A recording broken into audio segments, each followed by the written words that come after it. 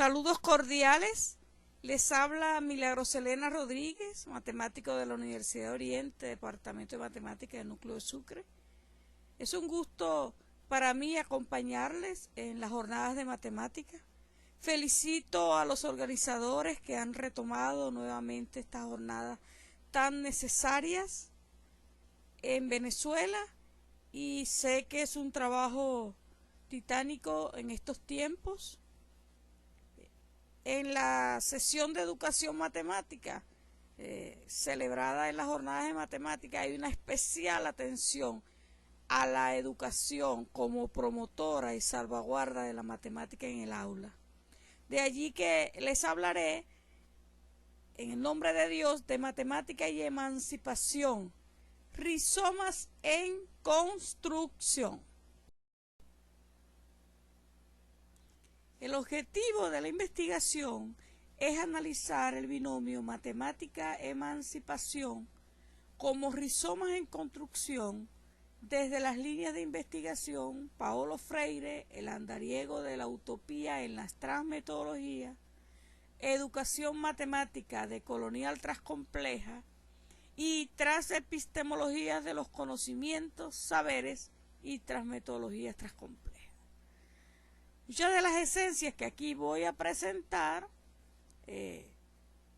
pertenecen a estas líneas de investigación con algunos resultados publicados en el libro que estamos visionando allí, Paulo Freire en el Sur, la utopía en la praxis en el centenario de su nacimiento, que fue publicado en Itapetininga, Brasil, las ediciones Hipótesis de 2021. Hay realidades que aún en pleno siglo XXI, en la época de la tecnología y en grandes cambios e innovaciones que se han hecho en la educación matemática, aún persisten. Nos conseguimos con saberes sometidos, una enseñanza que dista mucho del aprendizaje y los conocimientos matemáticos que son transmitidos al corazón y a la vida del discente. Se establecen entonces en las instituciones educativas, en la escuela, en los niveles iniciales, algunos saberes sometidos que no son llevados al aula porque no son legalizados, como los saberes de la matemática, de su subjetividad, de su cotidianidad. Y en palabras de Paulo Freire, nos conseguimos entonces con una educación bancaria, donde no hay una educación donde hay una educación alienante como la educación matemática. Y persiste en el estudio de la liberación freiriana un ejercicio de colonialidad. En ese estudio de esa visión bancaria, como dice Enrique Dussel, estudioso de la decolonialidad, que el maestro dominador tiene como fundamento de su etos una profunda desconfianza en su discípulo. Esa falta de fe la reitera Paulo Freire en todas sus obras. Si hacemos un ejercicio de conciencia de nuestro hacer como docentes, muchas veces nos hemos comportado como el maestro dominador.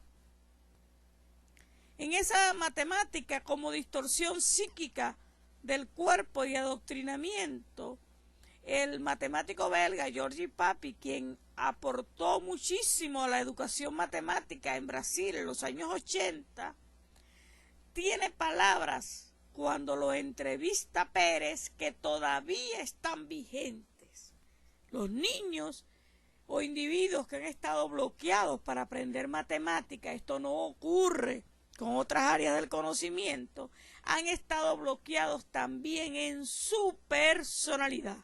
Un niño que no aprendió matemáticas se siente disminuido en sí mismo como individuo y se puede hablar pues de una relación profunda entre el conocimiento matemático y la personalidad. También ocurre, y lo ha estudiado Georges Papy, que personas que han creído llegar a dominar la matemática han creído tener un dominio sobre el otro porque usan la matemática como ejercicio de poder para soslayar, contrariamente a lo que sabemos que es la matemática. En esa educación matemática se ha conyugado en un distorsionamiento psíquico, como lo dije, de ese cuerpo y un adoctrinamiento.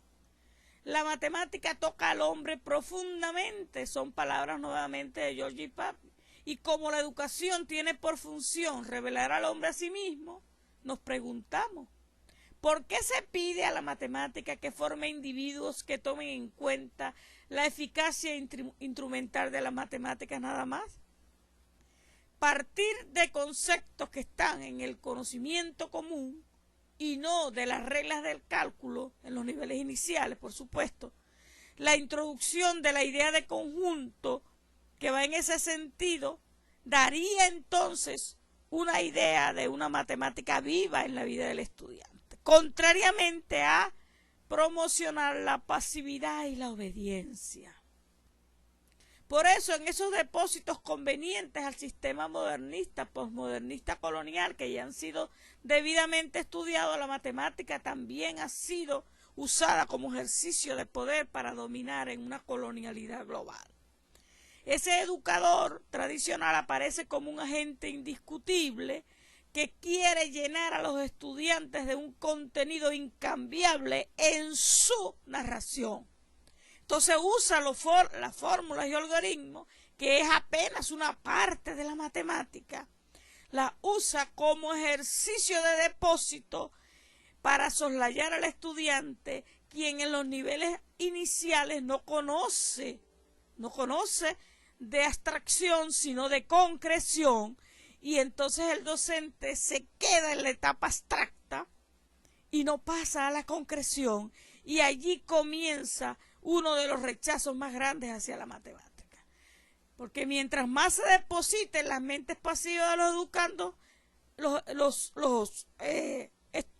docentes se sienten más exitosos. Porque mientras más quieran inyectar algoritmos sin sentido en los niveles iniciales, más empoderados se sienten de la matemática. Entonces se ha separado el objeto del sujeto, se separa el objeto de la matemática del sujeto a quien se le enseña, se separan los saberes de la vida cotidiana, de los científicos, de los aceptados y legalizados como matemáticos. Cuando el niño ya conoce de orden con sus juegos de clasificación, conoce de ritmos, conoce de tiempo, se separa la mente del cuerpo. Cuando nosotros en nuestra complejidad el cuerpo y la mente no están separados, se separa la abstracción de la concreción, la teoría del ejemplo, el diálogo dialéctico del dialógico, y se separa y se clasifican los estudiantes entre normales y patológicos. Y me pregunto, ¿quién realmente posee una patología cuando intenta dominar y soslayar al otro? ¿El opresor o el oprimido? Nos sentimos, y en muchas veces ha pasado, gracias a Dios, reflexionamos al respecto y vamos en los procesos de liberación, dueños de una matemática y por lo tanto dueños de lo que usted puede o no puede aprender. En ese margen al cual Paulo Freire está activo con su relación de educación bancaria liberadora, oprimido, opresor, se sienten entonces dueños exclusivos de la información que va a ser depositada, donde el docente es el que sabe y el educador no sabe nada. Y lo más grave es que frecuentemente no existe en la conciencia ideológica la menor culpabilidad por un acto docente encubridor y falso. Y lo he vivido y lo viví en un recién postdoctorado de enseñanza de la matemática, donde uno de los docentes creyó que era el único que dominaba, y eso que estaba tratando ya con profesionales de cuarto nivel, y aún así quiso mostrar en todo momento que era el que dominaba, inclusive el que decidía qué fuente podías consultar o no. En esa educación matemática de colonial transcompleja, que es una línea de investigación de mi autoría, tiene mucho tiempo ya y varios resultados a nivel internacional, entonces estamos promoviendo una educación matemática liberadora, inclusiva, ecosófica. La ecosofía es el arte de habitar en el planeta. Detrás de todos estos conceptos hay un gran trabajo y hay muchísimos resultados que yo les invito a revisar, a revisitar y a dialogar al respecto. Entonces hay una reconstrucción esperanzadora que intercede en el discurso, en esa estructura donde no separamos abstracción de concreción, donde la teoría no va separada de la práctica, donde desde lo global te vas a lo local y donde el sentir, pensar, subjetividades y conocimiento del estudiante son usados para ir ascendiendo dependiendo del nivel educativo hasta la abstracción. Entonces, en esa educación liberadora auténtica es una humanización en proceso, porque hay que tomar como conciencia que el oprimido se le ha subestimado. No se ha creído que él piense valiosamente, que él invente, que él pueda resurgir. Son palabras de Paulo Freire que siguen vigentes en la educación matemática soslayada, entre otras áreas de la educación dominante. ¿De qué se trata la liberación freiriana en la educación matemática de colonial transcompleja?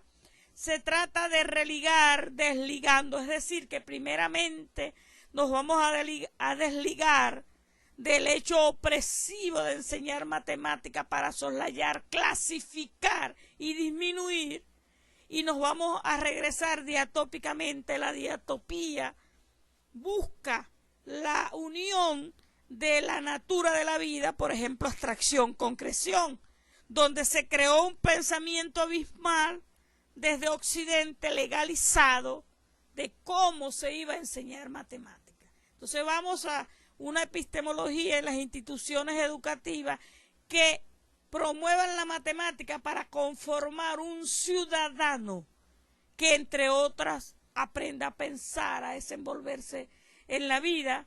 Por supuesto que va a aprender de competencias, pero no puede ser el centro la competencia.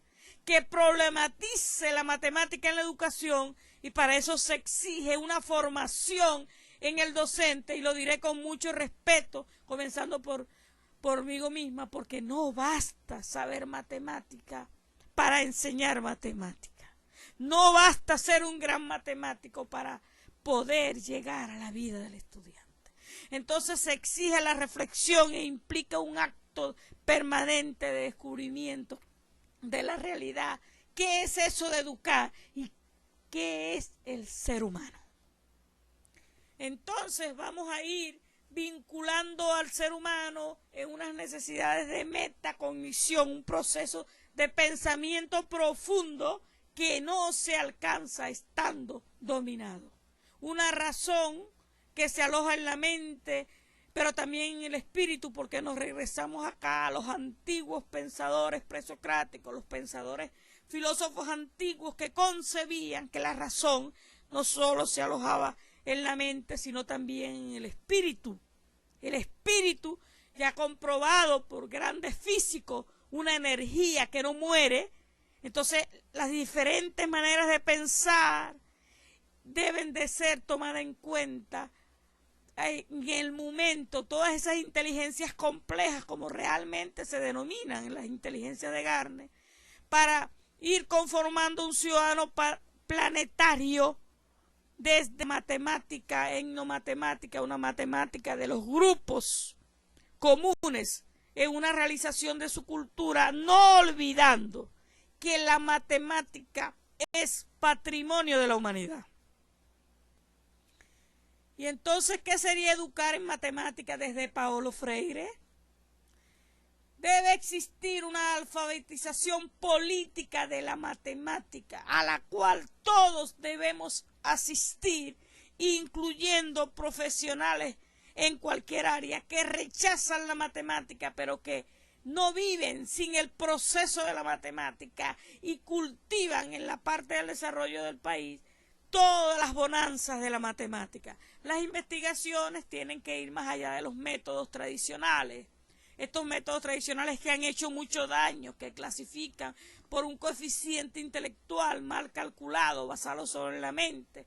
Hay que insurgir en esas metodologías tradicionales reduccionistas, que no dicen verdaderamente de lo que es educar, de lo que es matemática, que no dicen verdaderamente de lo que es aprender matemática.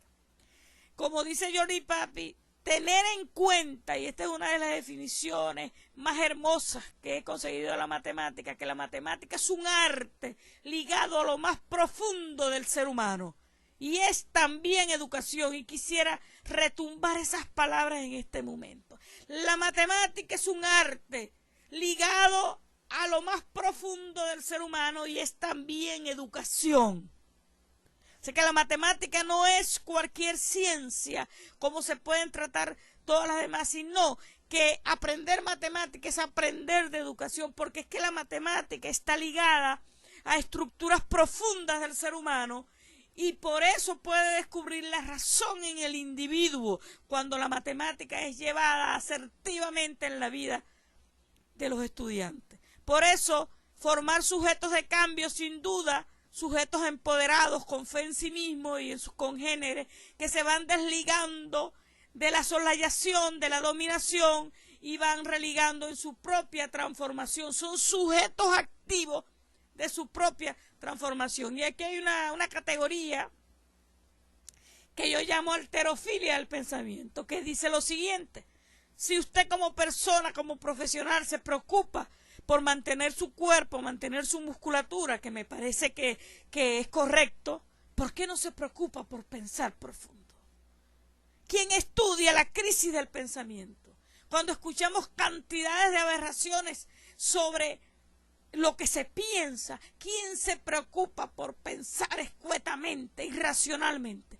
¿Quién se preocupa para usar el pensamiento para soslayar y para desmitificar? ¿Quién se preocupa por cada palabra que piensa y cada palabra que dice? ¿Por qué se utiliza la matemática como ejercicio de poder? Bueno, forma parte de la colonialidad global que está en plena acción en el planeta. Aprender matemática es religar el pensamiento y accionar. Y parece relevante entonces una autodeterminación, una movilización, un accionar político en una transformación social radical. Bien, entonces para aprender matemáticas se necesita un diálogo dialógico y dialéctico. Hay que formarse en ello, llevar al discente a una esfera de creatividad, de participación, de identificación con el otro.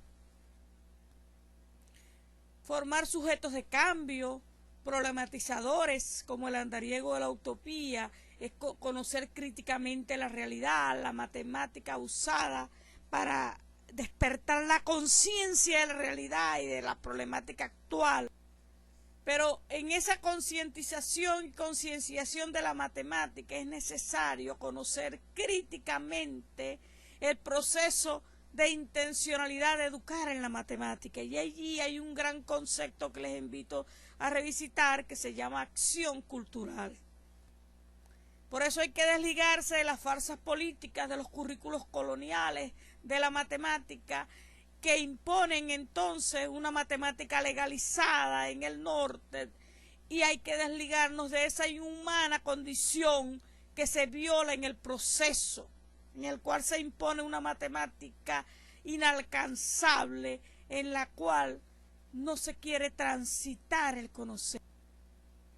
Les invito también, por supuesto, a revisar este texto de los entramados rizomáticos de los sistemas de numeración egipcios y mayas, en los cuales provocativamente fue realizado porque se quiso imponer en ese estudio los sistemas de numeración egipcios, privilegiándolos ante los sistemas mayas.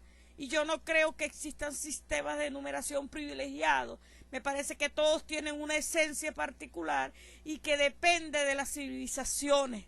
Por eso hay que conocer el patrimonio histórico para poder conocer el patrimonio matemático. Y en estas conclusiones de aperturas que nunca son definitivas, que seguimos en una utopía al andar, debemos emancipar y empoderar en un debate realmente abierto, sincero, qué está pasando con nuestro ejercicio matemático. Y la naturaleza humana nos dice mucho de esa conciencia que debemos de pensarnos en el otro. En la medida que esa educación se desmitifique, tendremos estudiantes felices y agradados de aprender matemáticas.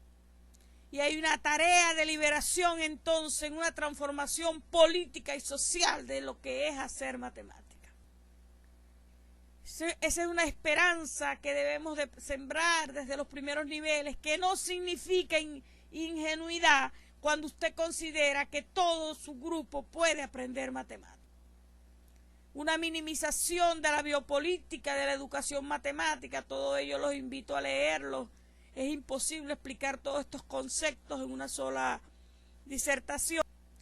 Y una educación matemática mediada por la cultura, donde nadie educa a nadie, como tampoco nadie se educa a sí mismo, sino que el hombre se educa en comunión, mediatizado por el mundo. Y nunca debemos olvidar que formamos éticamente para la vida y que tenemos responsabilidad en el accionar de ese ciudadano. Una conciencia en la educación matemática que vaya a una educabilidad más allá de la imposición definitiva de conceptos que no se comprenden en los niveles iniciales. Una eticidad importante, sustantiva para formar. Debemos provocar el parto. Paulo Freire defiende una pedagogía para que hombres y mujeres se emancipen mediante una lucha por la liberación, que solo tendrá sentido si los oprimidos realizan la gran tarea humana histórica de liberarse a sí mismos. Tenemos todas las referencias, que no son pocas, y muchas de las publicaciones están a disposición a texto completo en importantes revistas internacionales. Y a ti, Jesucristo, que viniste a morir por nosotros, dedico realmente todo lo que hago. Eres mi más grande ejemplo de perseverancia. Muchas gracias. Y de acuerdo al tiempo que tengo acá, solamente tengo 8 minutos para preguntas. Muchas gracias a todos ustedes. Los abrazo en la distancia y seguimos adelante. El hombre se crece en las dificultades y así debe ser.